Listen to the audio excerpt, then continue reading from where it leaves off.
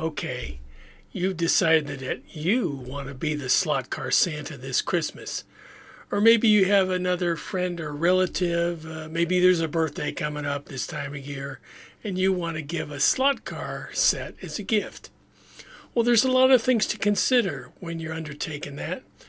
There's things like size, playability, safety factors, the age of the person or the kid that you're buying the slot car set for, affordability, all kinds of things like that. And today, we're going to take a look at that and see what you need to consider before you go shopping.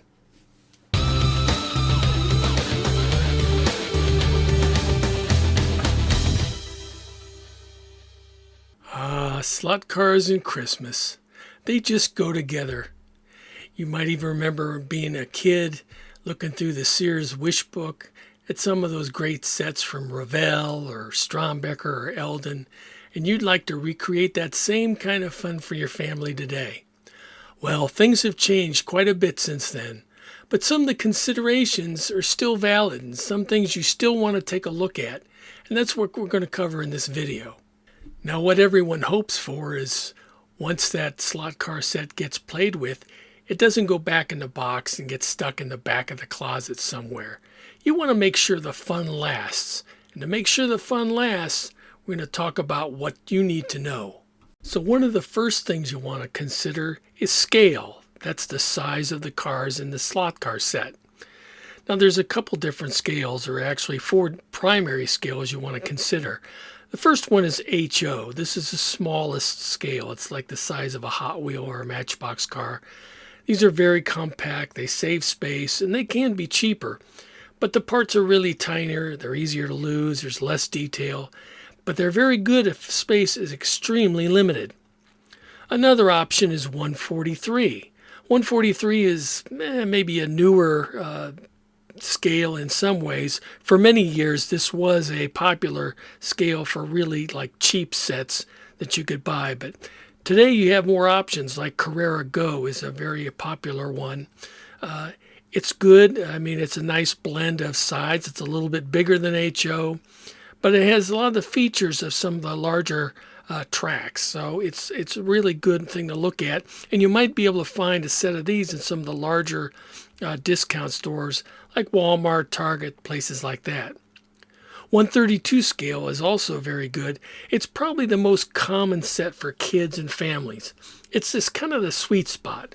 The cars are big enough to handle easily, the parts are robust, lots of tracks options, and a good balance of price versus realism. Plus, you have an option of analog or digital.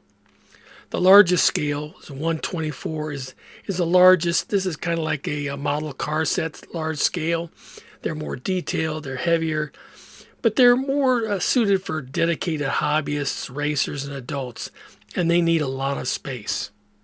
The next thing you want to consider is how much space do you have? I mean, are you going to leave this track up for a long time? Do you have the space or large enough table to put it on?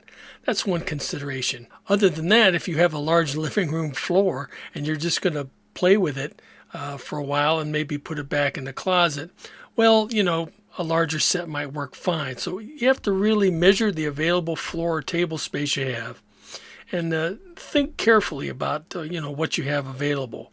Sets that are marketed as fits in closet differ from those that need a large table. Also, don't forget, modular plastic track is easy to assemble and store. Permanent layouts are mostly for hobbyists, but plastic tracks can be set up and left out as a permanent layout as well. The next consideration is toy versus hobby grade. Now, if we're talking a gift for kids, it's not that hard a choice. Toy sets are kind of mass retail. They may be less expensive. Some of them are plug and play. Some of them are battery or basic transformer powered, limited replaceable parts. Sometimes the controllers are pretty simple. Hobby sets offer better motors, replaceable parts, upgradable controllers and cars, more realistic handling. So you want to decide whether you want a quick toy or something that can grow. Now, for most kids and most starter sets, you're looking at something like a Scalextric or a Carrera set. They're easy to set up, very durable, and that's where a lot of people start in the hobby. Other kind of sets and manufacturers are really geared towards adults and hobbyists who have more time, more experience. So, that's what they're really geared for. So again, you're looking for probably a Scalextric set, a Carrera set that's going to offer you good cost, really durable, less complexity, and really easy to use. One major consideration is power and control. And we're not just talking about what makes the cars go around. There are two major choices you have. Analog, which is the traditional slot car set that you're thinking of with one car per lane. The speed controls are via a single controller per lane. It's simpler and it's a little less expensive. Today's technology offers you an exciting choice of digital. This allows you to have multiple cars per lane, lane changes, passing features. It's more advanced, but it is costlier and more complex. It's great if siblings or parents want to race multiple cars. Also, you want to consider controller comfort. Textured paddle triggers are easier for kids than tiny knobs. There are some other basic considerations you want to look at as well. One is the skill level required. Most of the commercial available sets you're going to buy now have magnets in the cars, so it's going to help the cars stay on the track better. Not like the old Eldon cars or Strombeckers that, would fly off the track so easily. Also, you might want to consider a set with adjustable power, so a 10-year-old can start slow and increase speed as they gain skill. Another consideration is what powers the track. Some tracks and lower cost tracks use battery power, although some of the better tracks will use this as well, especially for 143 scale cars. The most important thing here is to insist on UL certified power adapter whenever AC is involved. Safety can be a consideration as well.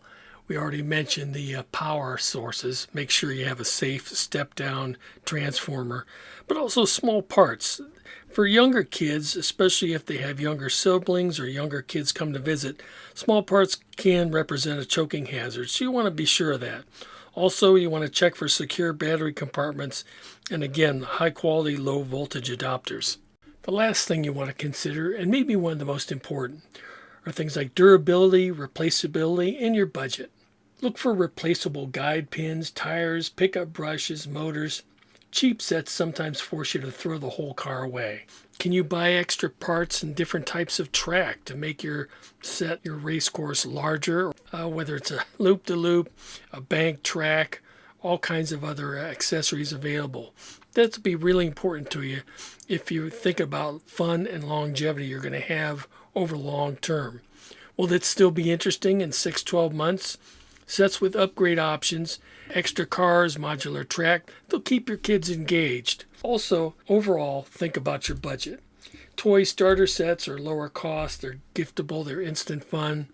Mid-range hobby set might cost you a little bit more, moderate cost, better longevity. And then you get into digital, larger scale hobby systems. They're expensive, but they have a professional feel. So factor in all these things together, and it'll help you make the best choice for your kid this Christmas. So here's your slot car shopping checklist, and there'll be a downloadable version of this that you can print out and take with you if you go shopping. First of all, you want to have the right scale. Make sure the track fits your space. Make sure it's easy and fun. You want a good playability factor. Make sure you have appropriate controls and power. Think about safety and make sure parts are available. And then also consider your overall budget and the expandability that set will offer into the future. Well, there you go. I hope you found that helpful. Now you have pretty much all the information you need to go out and make a good selection, the best choice for your family this holiday season. You've got all the things to consider. You can make the right decisions and pick something that's not going to be used just for one day, but could add up to a lifetime of hobby fun. Who knows? There's also a link below in the video. In the description, there's a link to a downloaded checklist that you can download, print out, and check off. Take it with you when you go shopping. It might be helpful. Make sure you check off all those things to think about when you're going to buy a set. And by the way, if you're looking for some additional gift ideas, I'd be remiss if I didn't mention the Slot Journal gift store. We do have some items there like t-shirts, some coffee mugs, a couple other items that might be of interest to you. So check them out. There'll be a link in the description of the video below there. So click on that and take a look and see what we've got.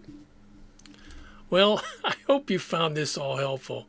And don't forget, if you like this kind of content, feel free to like and subscribe to the channel. It really does help us out.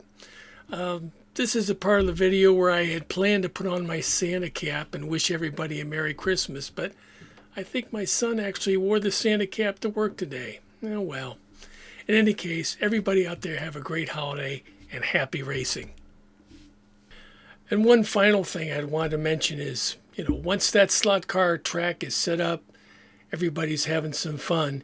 If you consider whether you want to leave that track up, make it more of a permanent track rather than having to go in a closet somewhere and be forgotten.